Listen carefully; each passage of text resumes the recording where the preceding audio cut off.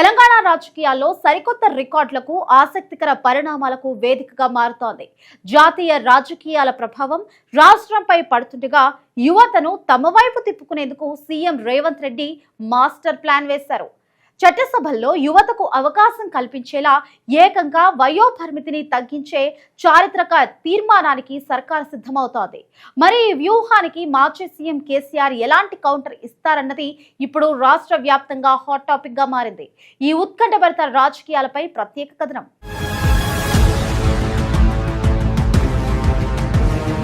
జాతీయ రాజకీయాల్లో మారుతున్న సమీకరణాలకు అనుగుణంగా తెలంగాణలో ప్రధాన పార్టీలు పావులు కదుపుతున్నాయి. యువతను ఆకర్షించడమే లక్ష్యంగా కాంగ్రెస్ ప్రభుత్వం దూకుడు పెంచింది. ఢిల్లీలో జరుగుతున్న పరిణామాలను తనకు అనుకూలంగా మార్చుకునేందుకు సీఎం రేవంత్ రెడ్డి సిద్ధమయ్యాడు. ఇందులో భాగంగా రాబోయే అసెంబ్లీ సమావేశాల్లో కీలకమైన అస్త్రం ఉపయోగించాలని నిర్ణయించారు. ప్రజాక్షేత్రంలో బలపడేందుకు నాయకులు ఎప్పుడూ ఒక కంటికి వెన్న మరో కంటికి సున్నా అనేలా కాకుండా అందరినీ సమానంగా చూసే ప్రయత్నం చేస్తున్నారు. అయితే రాజకీయాల్లో ఎత్తుకు పై ఎత్తులు వేయడం సహజం. ప్రత్యర్థుల వ్యూహాలను గమనించకుండా ఎవరూ ముందుకు వెళ్లలేరు. కాలం ఎవరికోసమో ఆగదు కాబట్టి ఎప్పటికప్పుడు సరికొత్త నిర్ణయాలు తీసుకోవడం అనివార్యమవుతుంది. ఇందులో భాగంగా కాంగ్రెస్ ప్రభుత్వం చేస్తున్న ప్రయత్నాలు ఏ మేరకు ఫలిస్తాయి అన్నది వేచి చూడాలి. యువత మద్దతు కూడగట్టేందుకు రేవంత్ రెడ్డి వేస్తున్న ప్రతి అడుగు అత్యంత ఆసక్తికరంగా మారుతోంది. రాజకీయ నాయకులు పైకి కనిపించే దానికంటే తెర వెనుక చేసే ప్రయత్నాలే ఎక్కువగా ఉంటాయి. అనుకూల వాతావరణం సృష్టించుకోవడానికి అన్ని పార్టీలు తీవ్రంగా శ్రమిస్తున్నాయి. క్షేత్రస్థాయిలో పట్టు కోసం నాయకులు పడుతున్న పాట్లు అన్నీ ఇన్ని కావు. ఎవరికి వారు తమదైన శైలిలో ప్రజల్లోకి వెళ్లేందుకు ప్రణాళికలు రచిస్తున్నారు. సమయం వచ్చినప్పుడు సద్వినియోగం చేసుకోవడమే అసలైన నాయకుడి లక్ష్యం. ఈ నేపథ్యంలోనే రేవంత్ రెడ్డి అనుసరిస్తున్న తీరు రాజకీయ వర్గాల్లో చర్చనీయాంశంగా మారింది.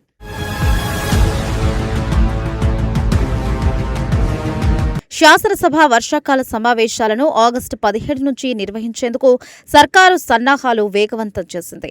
కనీసం వారం రోజుల పాటు సభను నిర్వహించాలి అని అధికార పక్షం భావిస్తోంది.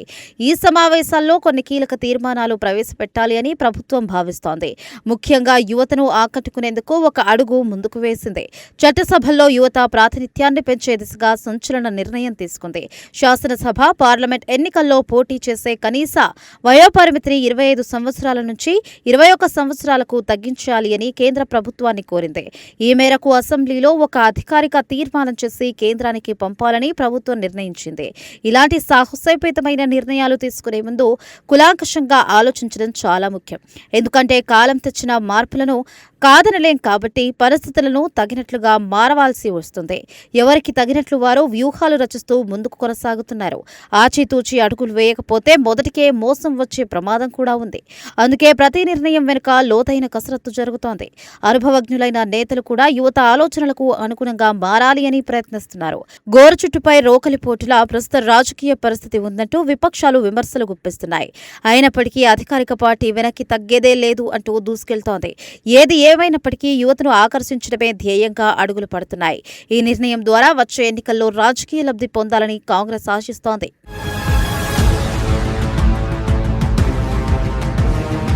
అసెంబ్లీ సమావేశాల వేళ శాసనసభ, శాసనమండలి భవన సముదాయాలను ఆధునీకరణ పనులు యుద్ధ ప్రతిపాదికన సాగుతున్నాయి. అసెంబ్లీ సెంట్రల్ హాల్తో పాటు మంత్రుల ఛాంబర్ల పునర్నిర్మాణ పనులను వేగవంతంగా పూర్తి చేయాలని సీఎం రేవంత్ ఆదేశించారు. ఆగస్టు 10వ తేదీలోగా ఈ పనులన్నీ పూర్తి కావాలని అధికారులకు స్పష్టమైన గడువు విధించారు. ఒక పక్క అభివృద్ధి పనులను పర్యవేక్షిస్తూనే మరోవైపు రాజకీయ వ్యూహాలకు పదును పెడుతున్నారు. అందరకాడికి అధికారం దక్కించుకోవాలి అని ప్రతి పార్టీ రకరకాల ప్రయత్నాలు చేస్తూనే వస్తోంది. అయితే ఆశపడితే సరిపోదు, దానికి తగినట్లుగా కష్టపడాలి అన్నది అందరికీ తెలిసిన సత్యమే. ఆశ ఉన్న చోట నిరాశ కూడా ఉండే అవకాశం లేకపోదు. అయినప్పటికీ నాయకులు నిరుత్సాహపడకుండా మునుపటి కంటే మరింత ఉత్సాహంతో ముందుకు సాగుతున్నారు.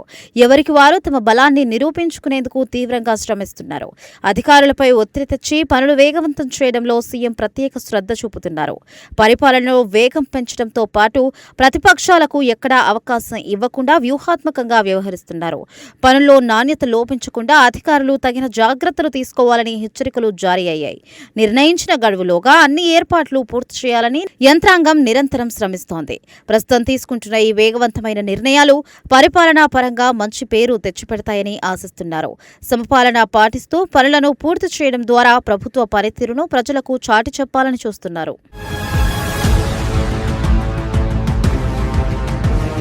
ప్రభుత్వం అమలు చేస్తున్న ఈ సరికొత్త వ్యూహాలు రాష్ట్ర రాజకీయాల్లో తీవ్ర చర్చకు దారితీశాయి. కాంగ్రెస్ పార్టీ వేస్తున్న పాటలను గమనిస్తున్న గులాబీ బాస్ ఎలాంటి కౌంటర్ ఇస్తారన్నది ఇప్పుడు రాష్ట్ర వ్యాప్తంగా ఉత్కంఠంగా మారింది.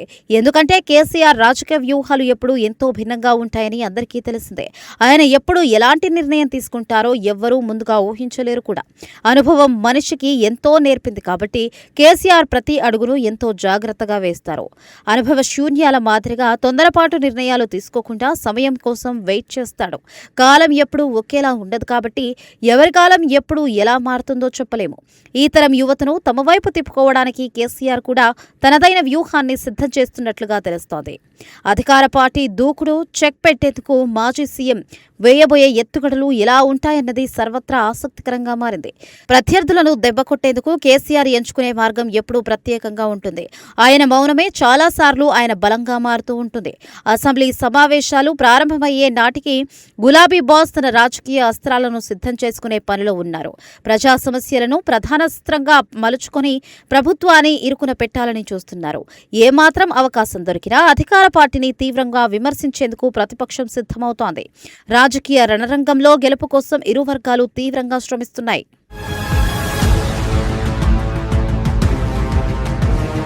తెలంగాణ రాజకీయ వేదికపై రాబోయే రోజుల్లో పోరు మరింత హోరాహోరీగా సాగడం ఖాయంగా కనిపిస్తోంది.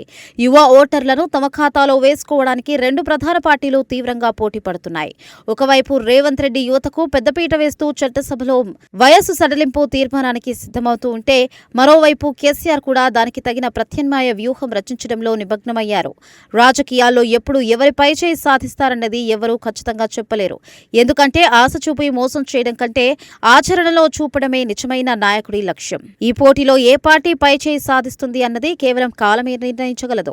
ప్రజలు ఎప్పుడు మార్పును కోరుకుంటారు కాబట్టి వారి నాడిని పట్టుకోవడంలోనే నేతల అసలైన సామర్థ్యం దాగుంది. ఒకరి సమస్య మరొకరిది అవకాశంగా మారుతున్న తీరు అందరినీ విస్మయానికి గురిచేస్తోంది. రాబోయే అసెంబ్లీ సమావేశాలు వాడి వేడిగా జరగడం మాత్రం పక్కా అని రాజకీయ విశ్లేషకులు అంచనా వేస్తున్నారు.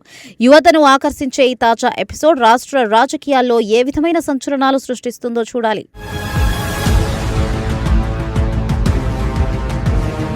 ఏది ఏమైనప్పటికీ రానున్న రోజుల్లో తెలంగాణ రాజకీయాలు మరింత రసవత్తరంగా మారడం మాత్రం తథ్యం. నాయకుల మధ్య జరిగే ఈ మాటల యుద్ధం ప్రతి వ్యూహాలు ప్రజాక్షేత్రంలో ఎలాంటి ఫలితాలను ఇస్తాయో వేచి చూడాలి. ప్రజాస్వామ్యంలో తుది నిర్ణయం ఎప్పుడూ ఓటర్ల చేతిలోనే ఉంటుంది అన్నది సత్యం. ఈ పోరులో ఎవరు విజయం సాధిస్తారు అన్నది కాలమే సమాధానం చెప్పాలి.